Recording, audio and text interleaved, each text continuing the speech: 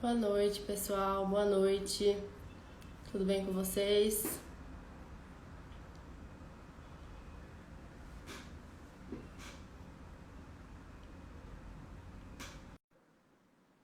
Boa noite. Já vai começar a nossa live. Boa noite, doutor Túlio. Tudo bem? Boa noite, Bianca. Boa noite a todos. Boa noite. Vamos esperar o Marcos entrar. Isso aí, o pessoal já está entrando, né? Boa noite, pessoal. A gente está só esperando o Marcos entrar e a gente já vai começar, tá bom?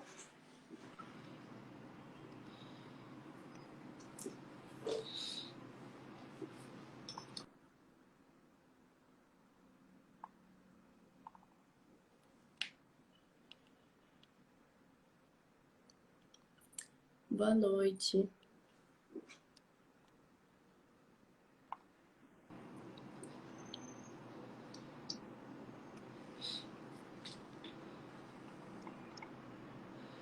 Pessoal que está entrando aí, boa noite. Assim que o Marcos entrar, a gente já inicia. Não é isso, Bianca?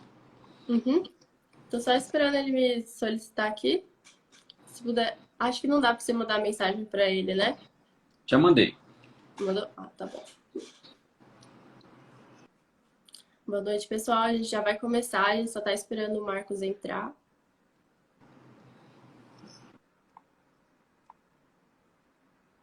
Ó, ele entrou, ó.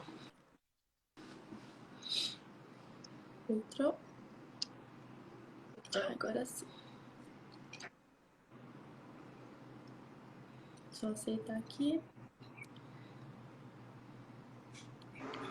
Acho que Oi, gente, e Agora aí? boa sim. noite, Marcos. Tudo bem? Boa noite, galera. Como é que vocês estão? Bem. Melhor agora.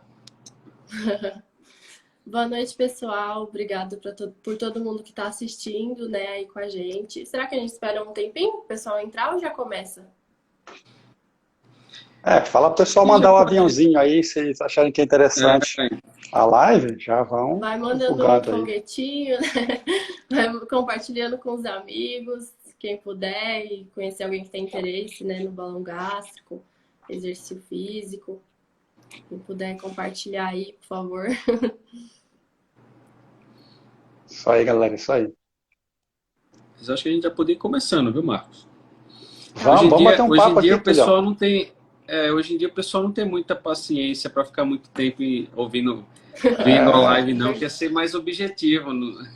Verdade, pessoal. A gente vai ser o mais breve possível, tá? Também trazendo um conhecimento muito bom para vocês.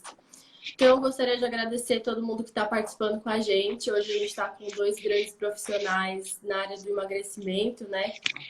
Gostaria de dar as boas-vindas para o Marcos, né? Que é novo por aqui, que é avaliador físico, que é mestre em ciências endocrinológicas pela Unifesp e que também é fisiologista do ambulatório de endocrinologia do exercício da Unifesp, né? E membro do Comitê de Saúde Integrada, acho que é IFSO, né, que fala? isso. Isso.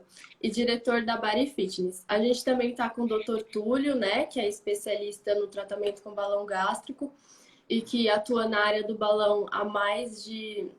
Atua na área da gastroenterologia e endoscopia digestiva há mais de 13 anos, né? E já realizou mais de 3.000 procedimentos terapêuticos endoscópicos, inclusive o balão gástrico, e que tem muita experiência na área, né?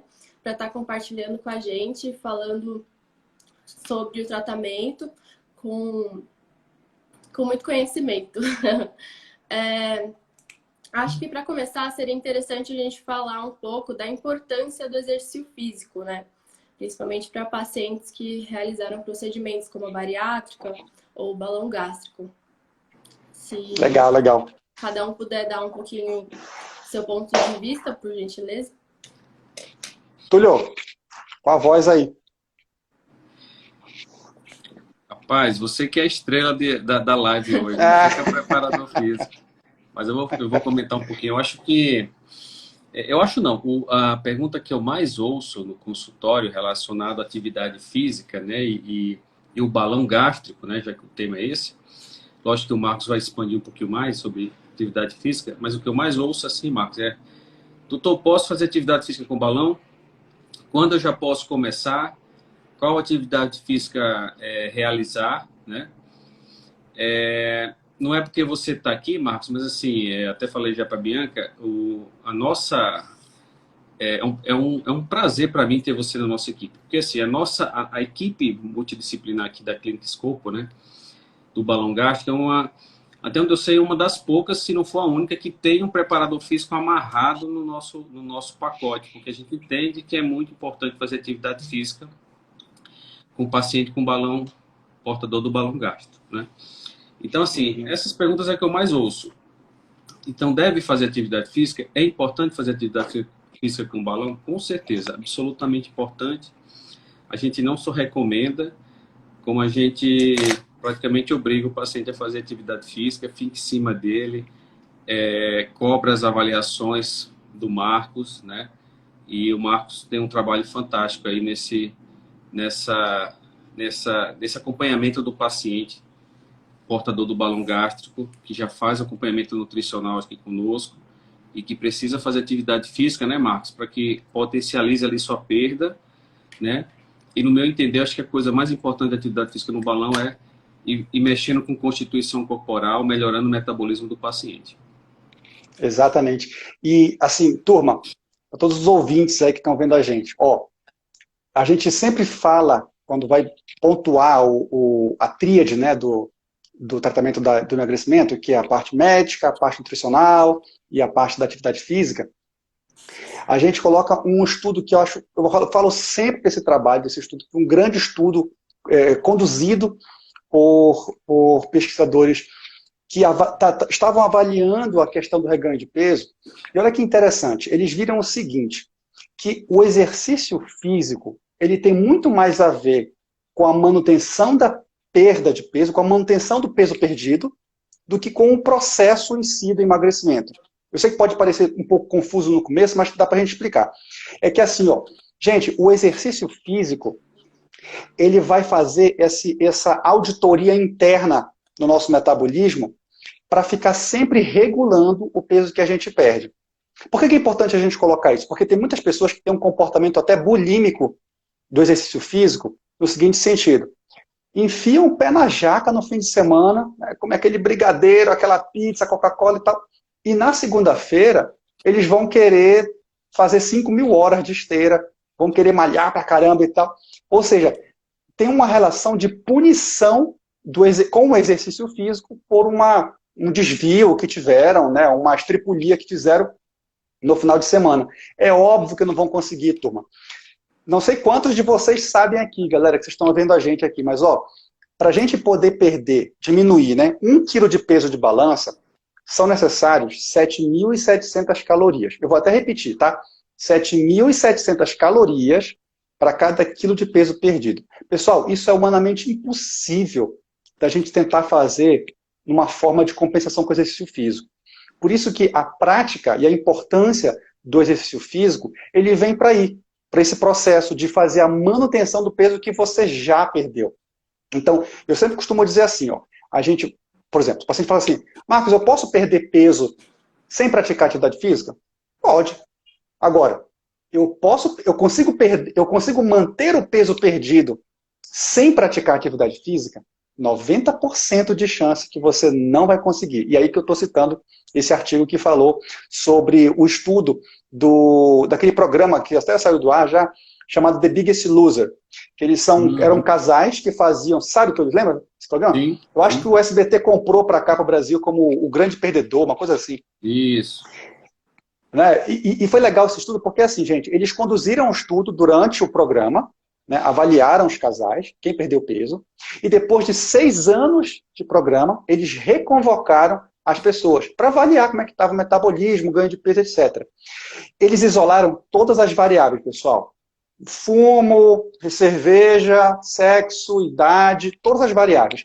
E eles viram que a prática da atividade física ela ficou como uma variável isolada de proteção de reganho de peso. O que eu quero dizer com isso? Que 9 em cada 10 pessoas que tiveram reganho de peso tiveram reganho de peso porque não praticavam atividade física. Então, essa é a grande questão, né? Quando a gente fala sobre balão, por exemplo, e o balão ele é uma ferramenta que vai dar o suporte para a pessoa mudar padrão de comportamento, mudar hábito, adquirir hábitos saudáveis de vida, e a pessoa acha que perder o peso com o balão, sem fazer grandes esforços, e acha que quando te retirar o balão, vai continuar perdendo peso. Não mudou o comportamento e acha que vai conseguir manter esse processo após o balão, né? Mas eu acho assim, que também o paciente não vai tirar o balão hoje e já começar a fazer atividade física amanhã para poder manter esse peso que ele perdeu. Ele já tem que ter esse hábito aí estimulado, Exato. né? Desde o momento da implantação, passou a adaptação, queria até saber sua opinião, passou a adaptação, já pode fazer pelo menos a orientação métrica do S, passou a semana inicial de adaptação, eu já falo que pode iniciar atividade física de intensidade ali mais leve, e após uns 30 dias, no meu entender, carga máxima. Isso aí. Mas assim, e outra coisa que é importante falar também, Marcos, eu acho que fazer atividade física durante o processo ali, durante o tratamento, durante o tempo de balão, não só para criar o hábito, né? Isso aí é importante, você já falou, principalmente para o pós-balão. Mas eu acho que potencializa também a perda de peso dele, não é isso, durante o tratamento? Sim, com certeza. E isso que é legal da gente comentar, porque, por exemplo, a gente sempre costuma dizer, né, Túlio, que o processo, o tratamento do balão, ele, em suma, ele precisa ser um processo de mudança de comportamento. Então, o balão ele tem que ser uma ferramenta educativa para o paciente aprender a mastigar direito, aprender a fracionar a refeição, aprender a diferenciar o que é uma fome emocional de uma fome fisiológica, tudo isso, né? Adquirir novos hábitos de prática da atividade física e não esperar terceirizar o problema, né? Que é, eu estou pagando o balão, eu quero que o balão resolva um problema meu. E não vai funcionar dessa forma. Então, o exercício físico, aí a gente entra numa roupagem bem interessante, principalmente no que a gente fala em relação à velocidade de perda de peso com o balão. Eu vi aqui na nossa pauta, né, a Bianca colocou, não foi, Bianca? Algumas coisas bem legais aí. Gente, tem uma pauta bem bacana. Sim. Sobre essa importância, né, de você... Por que você precisa praticar exercício físico? Qual a importância de você estar praticando essa atividade física quando você faz o procedimento de balão? E aí, gente, a gente coloca da seguinte maneira, ó. Um processo de emagrecimento via balão, cirurgia bariátrica, argônia, etc., ele sempre vai ser superior a um tratamento clínico, por exemplo, que é unicamente com dieta e exercício físico. Então, para todo processo de emagrecimento, onde a perda de peso ela vai ser acelerada num curto espaço de tempo, acende na gente uma luzinha que diz respeito à perda de massa magra, à perda de massa muscular. E eu friso muito isso no quesito de que a importância de manutenção de massa magra, a importância da manutenção de massa muscular durante o processo de emagrecimento, determina dessa pessoa, desse paciente, lá na frente, nos resultados. Porque se a pessoa perde muito peso, e aqui é legal a gente colocar, porque muitos pacientes, primeiramente, traçam metas irreais, né? Tô aqui, vou buscar o Túlio para emagrecer, vou colocar o balão, e eu quero perder aqui 50 mil quilos. Né? Eu quero perder aqui 30 mil quilos. Resultado de bariátrica, às vezes. Às vezes o paciente chega... Primeiro, quem foi que colocou essa meta para a pessoa, né? Quer ter um resultado de bariátrica, né? Então, assim, é um processo também meu de explicar isso, que não é tão fácil, o paciente entender.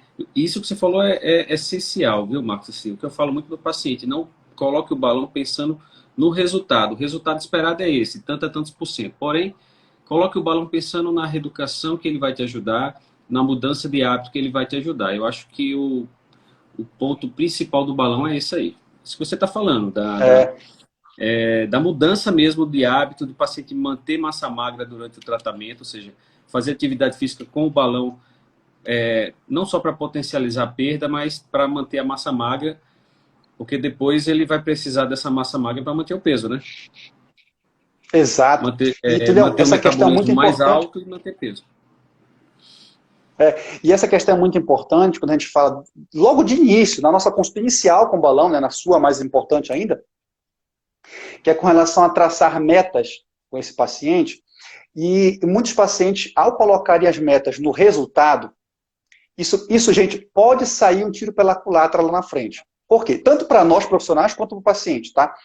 Eu venho educando muito os meus pacientes a não estipular, principalmente em relação ao emagrecimento, a não estipular meta em relação a resultado. O que é isso, pessoal? O médico fala assim, eu tô com uma paciente lá dos Estados Unidos, e lá é meio complicado, porque os médicos eles colocam assim, volte aqui na consulta daqui a 2 meses com um tanto de peso. Meu, mas, cara, que meta é essa, meu? Você joga um peso de meta para a pessoa e ela tem que se virar? Então, hoje, é muito mais educativo e muito mais didático para o paciente se a gente colocar a meta no processo. A meta como processo e não como resultado. E qual é a diferença, pessoal? Quando a gente coloca a meta no resultado, do tipo, você precisa voltar com o Dr. Túlio com tanto de peso a menos, com tanto de peso tal, com circunferência de abdômen assim, sensado, e o paciente não alcança essa meta, difícil, esse paciente vai, primeiro, ter uma vergonha, porque foi um fracasso para ele não atingir a meta que o médico estipulou, e dificilmente esse paciente vai dar continuidade e seguimento ao tratamento. O que explica, estatisticamente, a gente vê hoje no Brasil que 80% dos pacientes, agora de bariátrica, né, que a gente estuda muito, desaparecem dos consultórios depois do 2º ano. E no balão não vai ser diferente, vai ser muito por aí. Porque as metas às vezes são irreais, ninguém conseguiu explicar para esse paciente que esse paciente precisa focar no processo e que o peso ele é uma consequência, é um resultado da mudança de comportamento, sente vergonha, sofre e não volta no médico. Precisa ter metas palpáveis, né, Marcos? Exato, cara. Se não tiver meta palpável, meta real. E assim, gente, eu falo para vocês, ó, dificilmente você, paciente, né, que não trabalha na área, não estuda na área, que não é, lógico, não é para isso que você está aí, dificilmente você vai conseguir estabelecer uma meta real para você. Por isso que é importante você ter acompanhamento de uma rede de apoio e de preferência de profissionais que sejam capacitados na área. Porque é esse profissional que vai fazer as contas todas com você, fazer todo aquele processo de equação de previsão de perda de peso ao longo do seu 1º ano, todo aquele processo aí de organização de treino, organização alimentar, ferramentas para lidar com o estresse, melhora da higiene do sono, tudo. Né? A gente como paciente dificilmente vai conseguir estabelecer metas para a gente mesmo. Eu, por exemplo, eu não monto meu treino de musculação. Quem monta é um colega meu, porque se eu montar o meu treino, eu só faço o que eu quero. Eu vou me sabotar, entendeu? Exatamente. Não adianta essa automedicação, né? Não deixa de ser uma automedicação, né, Marcos? Então, Marcos, o primeiro passo, gente... Opa, manda aí. Pode falar, desculpa. Não, eu ia dizer até assim, que antes da gente falar sobre meta, inclusive o primeiro passo deveria ser o propósito, né? Ter um senso de propósito de por que tem que fazer aquilo, né? Por que a pessoa quer emagrecer, na verdade. Né? Sim, eu vejo muitos pacientes falando também, puxando o gancho do que você falou, né, da perda de massa muscular. Muitos pacientes falam que sentem dores nas primeiras semanas. Isso pode ser por conta da perda de massa muscular e porque o corpo não tem massa muscular suficiente para sustentar o corpo em si, né? Pode ser uma série de fatores. Sem avaliar caso a caso, a gente pode dizer que provavelmente a perda, a dor que essa pessoa está se queixando, pode ser de uma questão de uma hipocinesia mesmo, né? A pessoa não se exercita, não se movimenta, e ao mínimo sinal de movimentação, ela começa a relatar essas dores, esses desconfortos, fadiga, né? Mas é legal você colocar isso aí, Bianca, porque... É Bianca ou Bruno? Acho que eu sempre esqueci. Isso. Bianca. Bianca.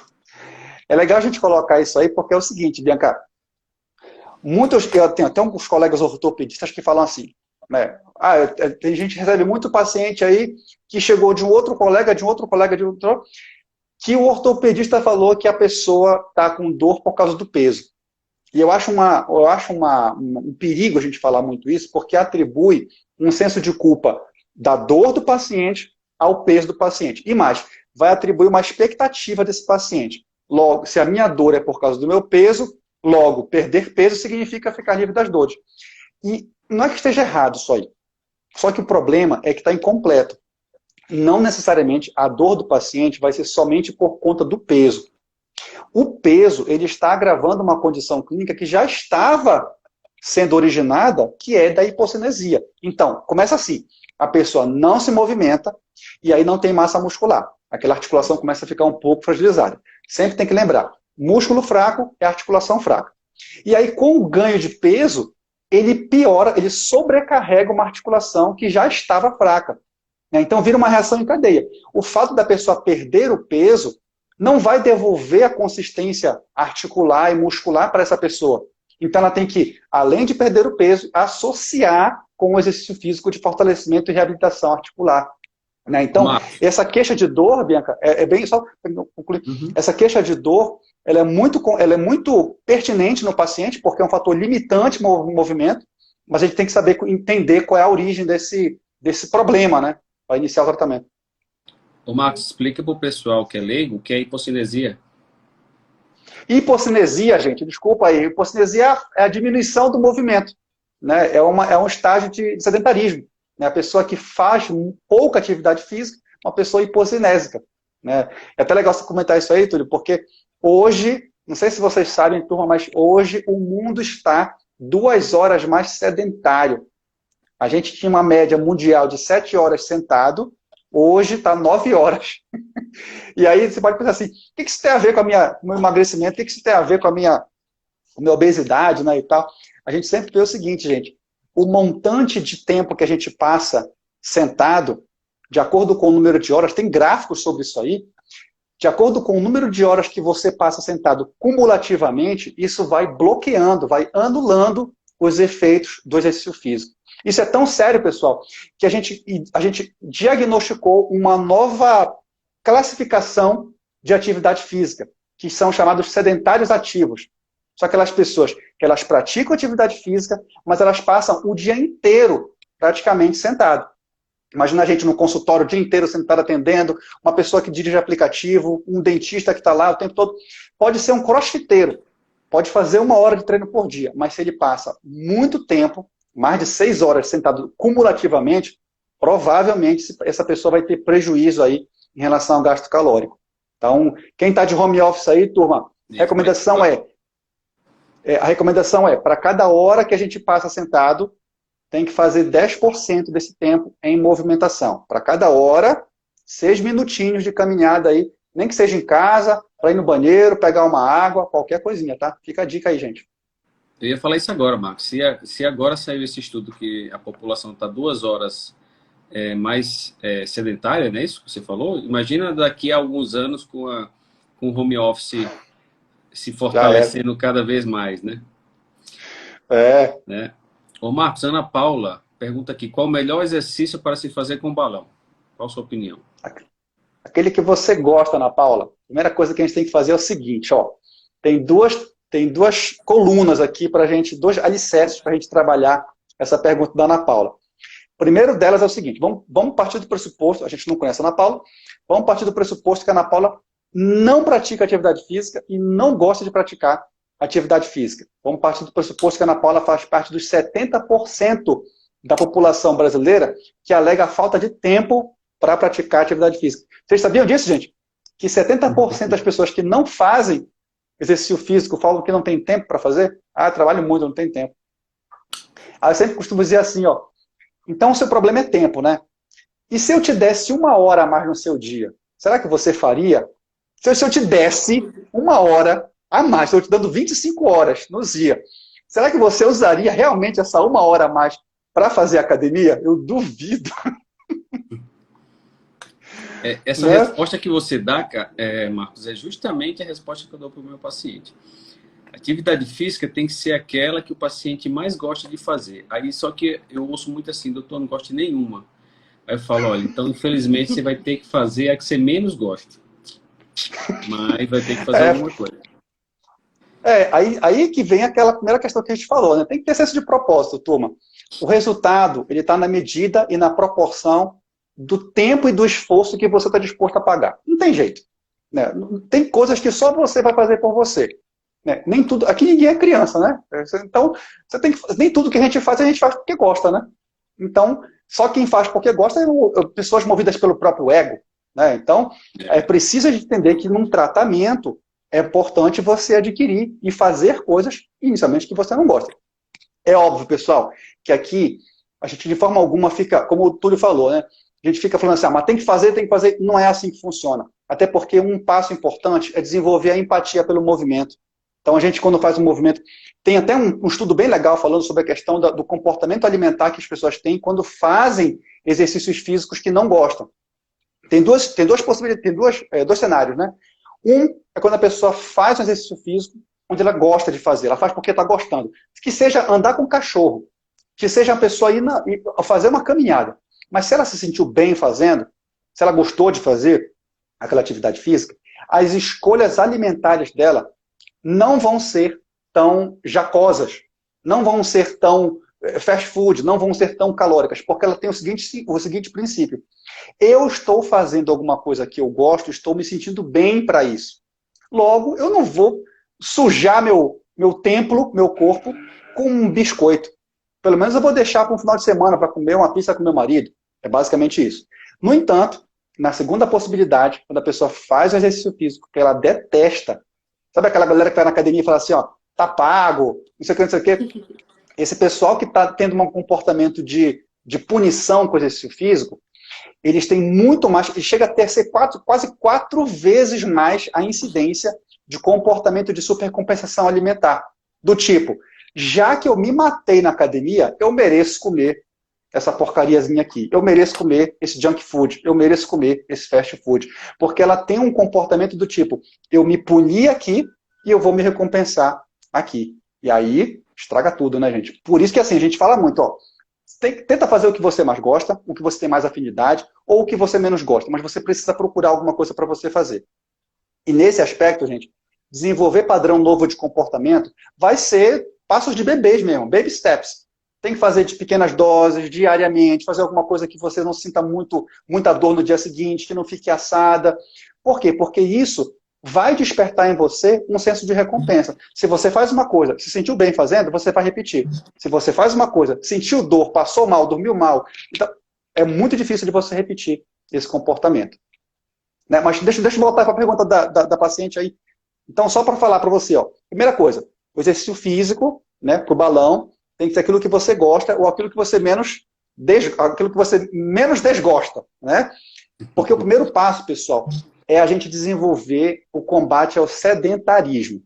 A primeira prescrição que eu faço com o meu paciente, quando ele vem no meu consultório, não é para emagrecimento. Quando o paciente é muito sedentário, eu falo assim, ó, nosso primeiro desafio aqui não vai ser você virar um atleta e queimar calorias. O primeiro passo vai ser você desenvolver padrão de comportamento para deixar de ser sedentário. E para deixar de ser sedentário, tudo conta.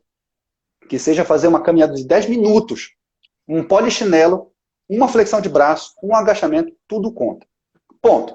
Esse paciente repetindo isso, tornando como um hábito e consistência, lá na frente a gente vai mudar a prescrição. Agora, a prescrição vai ser voltada para o seu objetivo. Mas por quê? Porque antes você já desenvolveu um comportamento saudável, um comportamento ativo. Não dá para a gente inverter a ordem. Né? Criar um hábito primeiro para depois ir em cima das metas, né, Marcos? Exatamente. Exatamente. E que muita gente tem muita ansiedade, né, para chegar nas metas, né? Quer começar hoje até resultado amanhã. Não vai dar certo, turma. E às vezes o paciente fica se comparando, os pacientes de balão às vezes se compara muito o resultado. Volta para a avaliação de primeiro mês e a primeira coisa que pergunta, doutor, perdi tantos quilos, tá bom? Então, assim, querem aquela informação, sabe? Que a gente tem essa informação, qual a porcentagem aproximada. Eu não gosto de estar passando porque o paciente fica se comparando, mas o paciente tem que entender que são metabolismos diferentes, são idades diferentes, são sexos diferentes, cada um tem um processo de emagrecimento diferente. Então, acho que a prática de atividade física, a meta ali que você está deixando muito claro isso aqui, que é interessante, tem que ser metas realmente palpáveis, como você está falando, atingíveis para o paciente não ficar decepcionado e depois, como você mesmo falou, às vezes até transgride dieta mesmo por isso, né, Marcos? Porque não fica bem da questão daquela meta que não atingiu. Mas eu acho que é por aí. Você falou muito bem. Primeiramente, fazer o paciente voltar, principalmente o que está sedentário, voltar a ter o hábito, a prática da atividade física e depois ir criando as metas, né? E você falou aí do pó de chinelo e tal. Acho que vale a pena você falar um pouquinho sobre o seu trabalho também, Marcos. Assim, eu percebo que você faz muito isso. Você pega o paciente, põe ele para fazer atividade física com o peso do próprio corpo. coisas funcionais, de pouco intervalo de tempo e que o paciente sai satisfeito, perde peso, sua. Então fala um pouquinho aí como é que você trabalha esses nossos pacientes de balão. Legal, legal. Isso é bacana, Túlio, porque assim, ao longo dos nossos estudos, né, de convivência na parte clínica também, né, até entendendo um pouco mais o paciente, como eu trabalho muito com a questão da empatia, a gente vai desenvolvendo certos comportamentos de prescrição de treino voltados para sensibilizar e entender a empatia do paciente. Por exemplo, a gente sabe que a pessoa que está muito acima do peso, ela não tem muita tolerância a exercícios físicos muito extenuantes e muito longos. Então, entender esse processo é fundamental para que esse paciente não tenha uma antipatia pelo movimento, e aí para de fazer. Né? Então, via de regra, até a gente fala muito com os professores de academia, né? Fala, olha, ele não está preguiçoso, ele só está descondicionado. Então, respeita o processo dessa pessoa, né? Auxilia nesse processo. E aí, diante disso, eu desenvolvi alguns métodos, por exemplo, métodos para pacientes que vão fazer exercícios físicos em casa, que são métodos em circuito, são métodos utilizando o próprio peso corporal, métodos mais curtos de treinamento. E aí o paciente sente que ele conseguiu cumprir aquela meta. Porque se eu falar assim, olha, você tem que fazer 45 minutos, 1 hora de treino todos os dias, ele não vai fazer.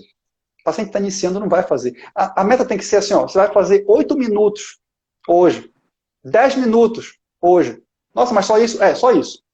Você só vai fazer esse programa neste tempo. E é curioso porque, assim, em pouco espaço de tempo, né, Túlio, a gente vê já uma devolutiva do paciente e fala assim, puxa, eu estou conseguindo superar as metas que o meu personal prescreveu. Eu estou conseguindo ultrapassar as metas que o professor me colocou. E isso gera uma retroalimentação positiva muito boa, né? E aí que a gente vai trabalhar em cima da adesão. Para quem está curioso, pessoal, ó, nós temos aqui, eu e o Túlio, a gente tem uma parceria de uma academia virtual, por exemplo. Essa academia virtual é a primeira academia virtual no Brasil, inteiramente para pacientes voltados para balão intragástrico e para pacientes bariátricos. Uma academia que tem aulas todos os dias e não é aula gravada, é aula ao vivo, que você pode fazer no conforto da sua casa, em períodos de manhã, de tarde, de noite, várias turmas e horários. E sempre, sempre, o foco desse processo da academia são treinos, como eu comentei para vocês, são treinos mais curtos, que usam o próprio peso corporal e que respeitam essas limitações de cada paciente. Isso é fantástico. Quando o Marcos veio conversar comigo sobre esse projeto, chama Academia Online, não é isso, Marcos? É isso aí. Eu achei fantástico, porque assim, uma das coisas, a gente que está aqui na linha de frente, no consultório, a gente ouve, porta fechada, a gente ouve de tudo. Então assim, uma das coisas que o paciente fala de uma forma bem clara, bem aberta. Doutor, eu não vou fazer atividade física, na verdade, porque eu tenho vergonha da academia, de chegar lá, aquele pessoal tudo malhado, tudo rasgado, eles usam esses termos, e eu não estou me sentindo bem, estou com autoestima baixa. E está nos padrões, né? Exatamente. Esse projeto é interessante que o paciente faz atividade física em casa, usando o peso do próprio corpo. Um trabalho que você já vem fazendo, que eu acho fantástico, né, para os pacientes de balão, principalmente aqueles que têm essa questão de não querer ir para aquele ambiente de academia e fala que não tem tempo para fazer um esporte, né? Então, assim, eu acho importantíssimo, acho interessantíssimo, é uma parceria que a gente tem, todos os nossos pacientes, né, Marcos, de balão gástrico que fecha, um balão que faz acompanhamento conosco, eles têm o direito a essa academia online.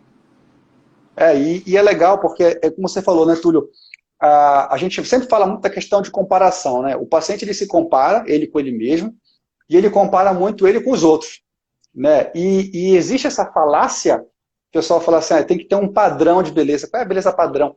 Na academia, a pessoa realmente acha que não vai ter espaço porque o padrão lá não é o padrão que ela se sente à vontade. E, gente, eu super entendo isso aí. Realmente, a academia não é um ambiente muito favorável, é um ambiente adverso mesmo. Muito espelho, música alta, o professor às vezes que não dá atenção para você, aí uma pessoa que não quer dividir o aparelho, eu entendo tudo isso. E por esse motivo, é que, como eu falei no começo, né, a questão de desenvolver a empatia do aluno pelo movimento, é que surgiu essa ideia de você fazer exercícios físicos em casa. Né? Então você não vai na academia, a academia vai até você. Né? E isso gera uma certa afetividade, afinidade. Porque, de repente, se você não quiser nem abrir sua câmera, você não abre. É que o contraponto é, a gente sempre estimula as pessoas a estarem de câmera aberta, até para o professor poder fazer a correção online, né, do movimento. De fazer, olha, aquele joelho está um pouco aberto, aquele braço está um pouco mais baixo, né? Mas não tem problema, se você quiser fazer, você pode fazer de pijama aí na sua casa, sem problema nenhum. Sempre lembrando, pessoal, quanto mais movimento a gente faz no nosso dia a dia, melhor. Nosso corpo não é feito para ficar parado. A gente, quando fica parado, e até eu comento muito isso na parte da endócrina, né? Eu dou aula aqui na medicina do esporte da Unifesp, a gente comenta muito isso na residência. A gente vê os estudos mostrando que o músculo, quando fica muito tempo parado, né, essa hipocinesia que eu falei, esse sedentarismo todo, né, ele começa a produzir alguns hormônios que vão aumentar o acúmulo de gordura e bloquear um processo que a gente chama de síntese proteica, pessoal, que é aquela produção do músculo, né, a produção do cimento muscular.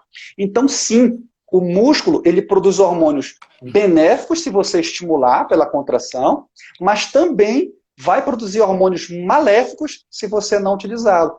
Então tem que ter essa balança muito bem estudada e compensada. Porque não adianta você falar assim, não, eu estou no 0 a 0. Não, você não está no 0 a 0. Se você ficar sedentário parado, você começa a ficar no -1, -2, -3, porque cada vez mais o seu músculo está favorecendo o acúmulo de gordura e dificultando você de ganhar massa muscular. O Marcos, a Carla aqui pergunta, quanto tempo depois do procedimento podemos iniciar os exercícios? Eu já até respondi, né? Dei minha opinião. Você quer falar a sua? Não, manda aí, pode complementar. Carla, Botou o balão. após a adaptação, após a primeira semana de atividade física leve, tá? Eu falo o quê? Caminhada, hidroginástica, uma esteira de leve, dá para fazer. Após 30 dias, aí eu falo, vai no Marcos lá que é carga máxima, carga total. Ô Marcos, aproveitando essa pergunta... Não assusta o pessoal aí, pô. Carga total que eu falo não é pegar pesado, pode tudo que conseguir fazer. Marcos, aproveitando essa pergunta, você restringe algum tipo de atividade física? Olha, de via de regra não, Tulhão. Não é pelo balão que vai ser alguma coisa restritiva para a pessoa não fazer atividade física. Às vezes a restrição que eu faço é muito mais pela condição da pessoa do que pelo balão em si. Né? Tá com uma artrose, tá com uma platina gigantesca aí no joelho, aí não vai colocar alguma coisa mais intensa. Mas pelo balão, dificilmente. Perfeito. Meus pacientes perguntam também se tem alguma atividade física que é proibida ou alguma restrição. Eu falo que de estudo, de algum estudo que contraindica alguma atividade física ou outra, a gente sabe que não tem contraindicação nenhuma. Posso fazer taekwondo, posso fazer jiu-jitsu? Pode não, deve. Gosta, vai lá e faz. Tem que fazer mesmo. A gente sabe que tem que ter um pouco de bom senso. A gente tem alguns relatos de casos, né? Tem um companheiro nosso que falou que teve um paciente dele que fez uma cavalgada durante aí vários dias e nesse de trepidar tanto o balão deslocou e fez uma impactação de antro. Mas aí é um pouco de bom senso, né? No geral, não tem restrição de atividade física nenhuma. O boxe como também, você falou, né? Por conta do estômago. O boxe. O quê? Boxe.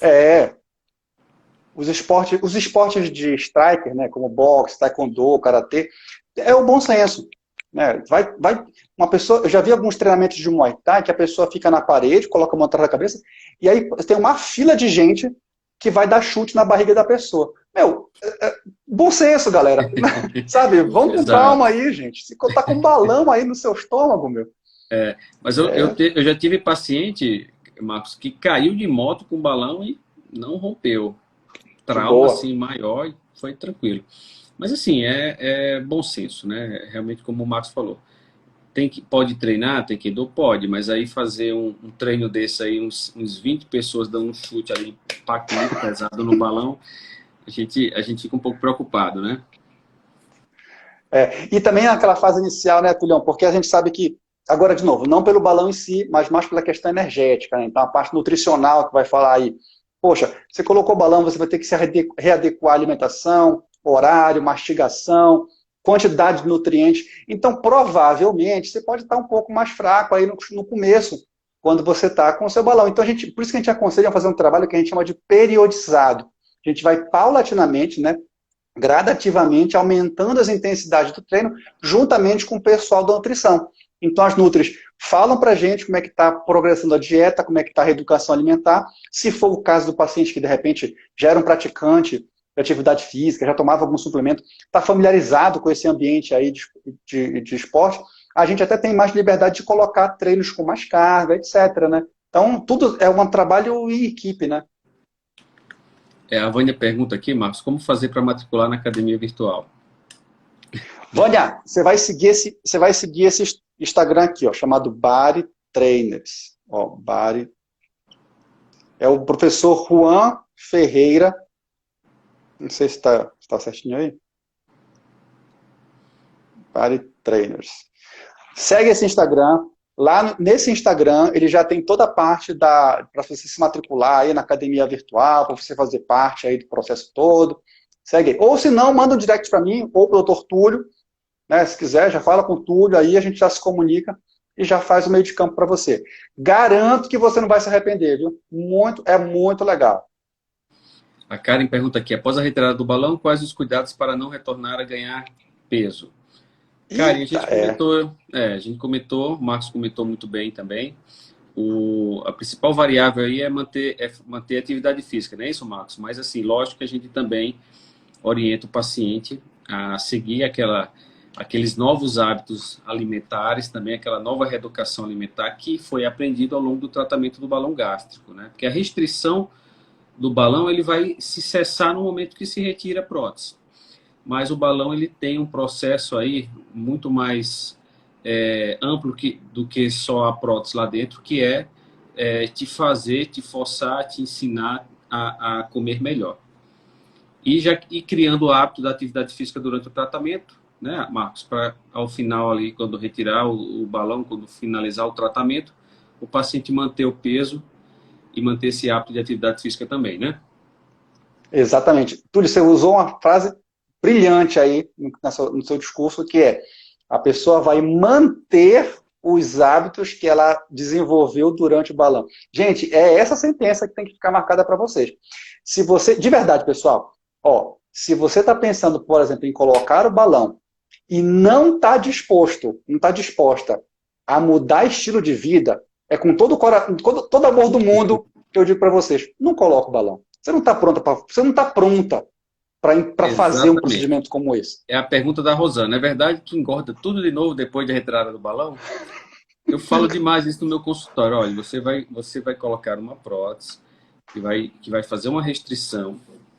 60% do seu estômago vai estar ocupado, porém, da parte do estômago que é responsável ali pela acomodação de comida, cerca de 80% a 90% dele vai estar ocupado. Ao longo do tratamento, o balão ele desloca um pouco, isso é normal, é natural, mas tem uma restrição importante no seu estômago te dando saciedade. Só que você tem que ter uma inteligência emocional. Você tem que lembrar que daqui a 6 meses ou 12 meses você vai retirar a prótese. Se voltar a ter os alimentares de antes, assim como já ganhou peso sem o balão antes, o que vai impedir você de ganhar depois sem o balão de novo, né? E fica difícil você culpar o método, né? Porque assim, enquanto o paciente está com o balão, está em acompanhamento, tá tudo bem, mas quando ele tira, se voltar a ter os alimentares de antes, ou maus hábitos de antes, vai ganhar peso da mesma forma que ganhou antes. Então é um processo, pessoal, é um processo, emagrecimento é um processo. Tem que mudar hábito, tem que mudar estilo de vida, né, Marcos? Então é todo um processo que, inclusive, é até interessante falar sobre isso. Muitos pacientes, assim, a gente vê também estudo e tal, fora do país, assim, alguns outros países, Estados Unidos, alguns países até europeus mesmo, a gente não tem um resultado tão bom final, né, do balão gástrico como a gente tem aqui no Brasil.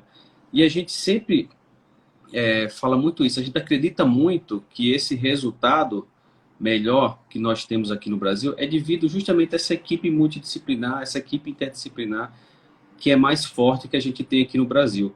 A gente acompanha mais de perto, né, Marcos? A gente fica mais em cima do paciente. Parece que a gente puxa um pouco mais a orelha, né? Lá fora parece que o pessoal faz com uma bariátrica, opera e meio que deixa o paciente mais solto, vamos dizer assim. Aqui não, a gente acompanha, a gente faz live, né? A gente mostra a importância, a gente fica em cima. Aqui a gente pega na mão e vai junto, né? Mas é E é isso. curioso isso aí, Se cara. não mudar hábito, ganha peso de novo, não tem jeito. É. Eu sempre gosto de citar a frase do meu antigo orientador do mestrado, que é Dr. Chakra, né, endocrinologista fera aqui.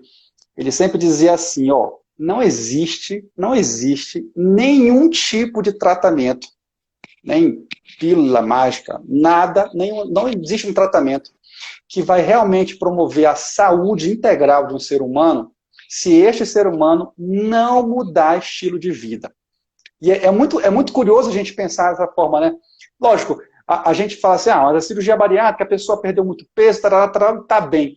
Mas será que ela está bem somente por causa que você avaliou o peso que ela está, que não mais engordou? Ou você vai olhar as outras variáveis dela, como estresse, gerenciamento do sono, pressão, etc, etc. Então, quando a gente fala mais ainda em relação à parte do balão, porque é um dispositivo provisório que essa pessoa vai estar utilizando, o mais importante ainda é a gente dizer sobre a questão da mudança do estilo de vida. Então, assim, gente, não vai existir. Você vai virar uma estatística de reganho de peso pós-balão se você não estiver comprometida a mudar o estilo de vida durante o balão. O balão, a parte que você tem que ter de relacionamento com o uso do balão tem que ser, isso aqui é um dispositivo provisório para me auxiliar enquanto eu estiver utilizando, para que eu mude meu estilo de vida. Quando eu tirar esse balão, quando eu tirar esse dispositivo, eu mantenho a educação em saúde que eu adquiri ao longo daquele tempo. Do contrário, de novo, vai virar estatística. Tem outra pergunta aqui que acho que a gente já respondeu. Quando voltamos à musculação, 30 dias, a carga reduz muito? A carga reduz? Não Depende, entendi. depende. Não, depende, né? De paciente. Depende Depende de cada da pessoa. sua avaliação, né?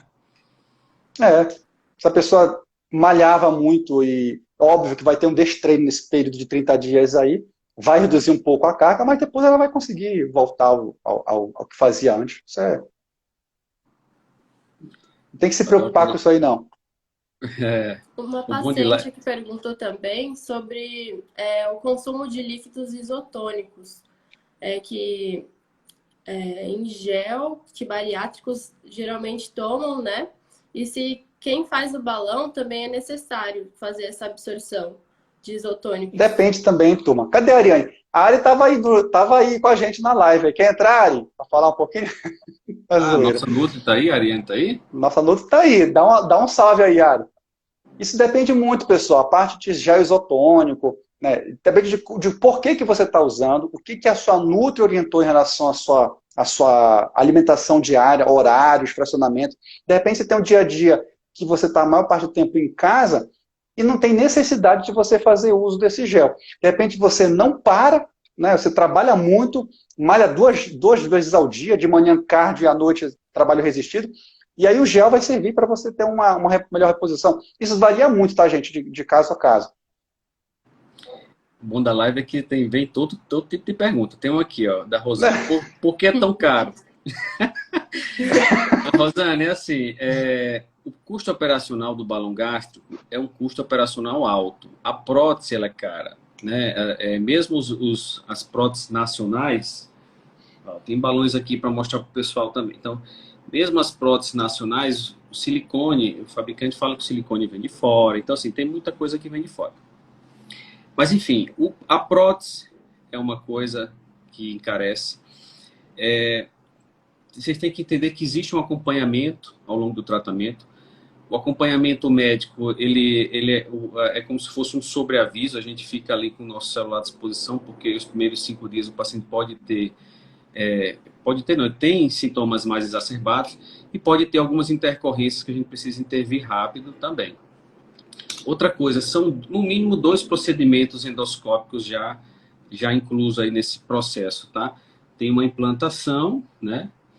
Pode ter um ajuste, dependendo do balão, e tem uma retirada. E nessa retirada a gente usa alguns materiais especiais, algumas pinças endoscópicas para a retirada do balão, tá? Mas aí foi boa essa pergunta, porque assim, quando você pega o valor, e eu sempre faço esse comparativo com os pacientes, quando você dilui isso ao longo dos 8 meses ou 12 meses de tratamento, se você for puxar, e se você já faz dieta aí há 5 anos, já toma medicação há um bom tempo, se você for colocar na ponta do lápis, o mês a mês sai mais ou menos a mesma coisa, ou o balão ainda é mais barato. Essa é a minha opinião. E sem falar, né, Túlio? E sem falar, Tulhão, que em relação especificamente aos seus pacientes do balão, eles ganham uma academia virtual com aulas todos os dias, né, ao vivo, não é gravada, é ao vivo. Se a gente for computar aí quantas horas de aulas a pessoa pode ter, de acesso livre, né? E pode até economizar ali a matrícula da academia também, a mensalidade da academia, né? Imagina. E também vai economizar em relação à quantidade. Vai economizar em relação à quantidade alimentar, né? Porque a ideia é que essa pessoa coma menos, então os gastos vão ser menores. A ideia é que essa pessoa opte por fazer mais coisas mais naturais, a ideia é que essa pessoa gaste menos com fast food, com iFood, com um restaurante, né? Então, as economias vão vindo pela educação em saúde que essa pessoa vai tendo, né? Que vai desenvolver ao longo do balão, né? A Vânia pergunta aqui, quem já fez bariátrica e teve reganho pode usar o balão para perder peso? Não, Vânia, uma das contraindicações do balão gástrico é qualquer tipo de cirurgia, não só a bariátrica. Qualquer cirurgia no estômago, a gente está desautorizado a colocar o balão gástrico. Mas nós temos uma opção terapêutica, endoscópica, que é o plasma de argônio, né? Que aí seria assunto para outra live, mas depois se quiser me perguntar no privado, eu posso explicar melhor. Tá? A Rosane, de novo, ela é participativa, viu? Mas e a fome para controlar ela após a retirada? Ela ri. Rosane, fome, então vamos lá. Existe fome e vontade de comer, né? Que é que eu falo para os pacientes. Fome é algo orgânico. Fome é algo, se você fizer um jejum intermitente, você vai sentir fome. Vai cair os nutrientes na célula, vai acontecer uma reação química interna dentro do nosso organismo, o estômago vai roncar, a gente vai sentir a sensação e a necessidade de correr atrás da comida. Lógico que há anos e anos atrás, a gente ia fazer atividade física para comer, né? Ia caçar, pegar um animal, né? Fazer o fogo, aquela coisa toda. Agora não, a gente abre a geladeira, já está tudo pronto. Abre um biscoitinho ali, um pacote, já está tudo pronto. Então, assim, fome é isso. Fome real é isso. Vontade de comer é algo mais não, é algo psicológico. É aquela coisa que você fez um almoço ali em família, está saciada, está feliz, está satisfeita, aí vai dar um passeio no shopping, vê uma guloseima, quer comer. Primeira coisa é tentar diferenciar isso, né, Marcos? O balão, no começo, ele dá tanta saciedade que o paciente realmente perde a fome. Mas o que eu falo para meus pacientes é que o balão, na real mesmo, porque é um processo, né? Na real mesmo, ele não tira fome, tá? Ele dá saciedade, são coisas diferentes. Então, você vai ter a fome, só que você vai comer menos, porque você está com algo te dando saciedade. E é aí onde o paciente tem que aprender a comer correto, comer menos, porque ele já ele tira o balão e isso que ele aprendeu, ele tem que seguir para a vida. E sem falar, né, Tulhão, que a gente precisa fazer essa educação alimentar, nutricional, porque muitas ações comportamentais que a pessoa tem, de impulsividade, compulsão, ansiedade, às vezes, assim, lógico, é uma questão comportamental, mas também pode ter uma relação, inclusive, com deficiências nutricionais. Então, certas deficiências nutricionais vão despertar nessa pessoa alguns comportamentos aí de compulsão, né? A opção por doces ou alimentos mais palatáveis. Exatamente. Tanto é que a pessoa, às vezes, passa com a Ariane estipula uma dieta para ela fala assim, nossa, mas eu vou comer tudo isso? E a Ariane fala assim, você vai comer isso aqui porque isso aqui está correto. Isso aqui tem mais valor biológico do que as poucas comidas que você comia e eram muitas calorias, muito calórico, mas eram calorias vazias. Né? Então, às vezes é muito essa questão, né, como você falou, a pessoa não sabe diferenciar o que é uma fome fisiológica de uma fome emocional, e aí, na fome emocional, ela vai comer aquilo que tem pela frente, né? E aí, sem se atentar para a questão do valor biológico, né? Então, aí piora, vira um ciclo vicioso. Pessoal, isso tudo tem ciência por trás, né? Isso você falou, Marcos, aí tem um sistema realmente no hipotálamo, que é o sistema hedônico, é um sistema de recompensa, né? Então, o cérebro, ele funciona só na glicose. Então, ele quer que você empurre glicose lá para dentro. Então, ele fica o tempo todo na sua cabeça. Sabe aquela coisa do anjinho e do mal aqui? Ó, ele fica aqui na sua cabeça. Olha, Você trabalhou muito hoje, você tá merecendo, vai lá, Você pega o merece. brigadeiro. Pega o brigadeiro, vai pegar a uva por quê? Você merece. Então, assim, a fome psicológica realmente é um processo complexo, complicado. E o paciente obeso é um paciente inflamado, a gente sabe disso de anos. A gente passou por uma pandemia agora, a gente viu os pacientes obesos entrou como fator de risco, né? É um paciente poliinflamado. Então, o paciente inflamado, ele se joga no brigadeiro, ele não vai se jogar, ele não vai na uva, né? Vamos dizer assim, na fruta.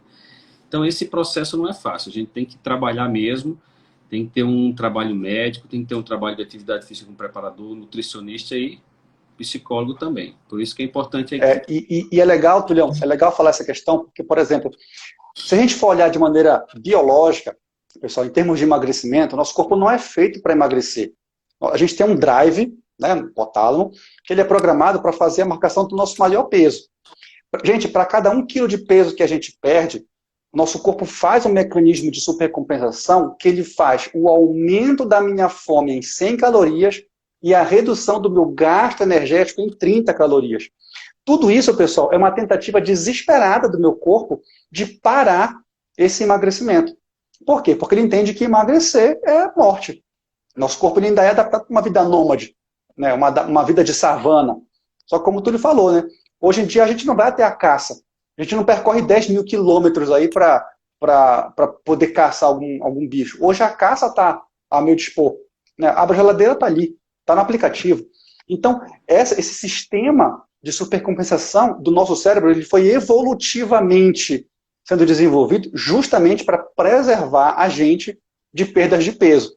E quanto mais rápido e quanto maior for essa perda de peso, mais esse sistema cerebral aí vai ser ativado. Então, muitas pessoas, isso que é o perigo, né?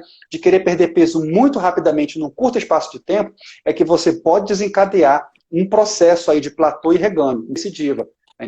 Então, tem que cuidar. Eu prefiro que a pessoa perca peso de maneira mais lenta, de maneira mais gradativa, preservando massa muscular, adequando a alimentação, do que ele querer ter aquele afã de perder peso muito rapidamente às custas aí de gerar esse distúrbio no sistema de compensação. Marcão, acho que foi ótimo, cara. Acho que a gente está apertado Pô, de cara, tempo show de já, bola. né? A gente já está um pouco apertado Sim, de tempo. verdade. Acho que vai encerrar, né, sozinho daqui a 2 minutos. A gente começou Eu às acho que 7h30, tem algumas, já é 8h28. tem algumas perguntas aí que eu acho que pode ser que tenha se perdido. Vamos tentar responder depois, né? Tem uma aqui, ó, balão de 6 ou de 12, não tem mais tempo? Não, o máximo é 12 meses. A gente até entende que é muito tempo para o paciente ficar com o corpo estranho, né? Mais que 12 meses mesmo. Mas você pode colocar um segundo balão, tá? E acho que tem outras perguntas, a gente tenta responder depois, né, Bianca?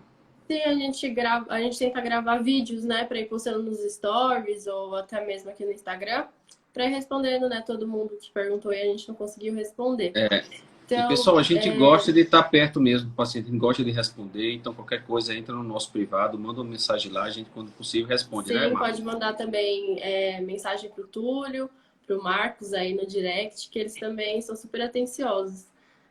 Muito obrigada a vocês que participaram com a gente e os profissionais também. É um prazer conversar sobre o balão gástrico e emagrecimento com vocês, sempre muito bom. E espero vê-los novamente, né? Uma nova oportunidade para a gente conversar mais sobre exercício físico e balão gástrico. Show de bola. Obrigado, pessoal, pelo Muito convite. obrigada. Boa noite, galera. Boa noite, Valeu. pessoal. Boa noite, gente. Obrigado pelo convite, isso é importantíssimo para a gente mostrar até a seriedade do tratamento do balão. Tchau, pessoal. Tchau, tchau. Tchau, pessoal. Valeu.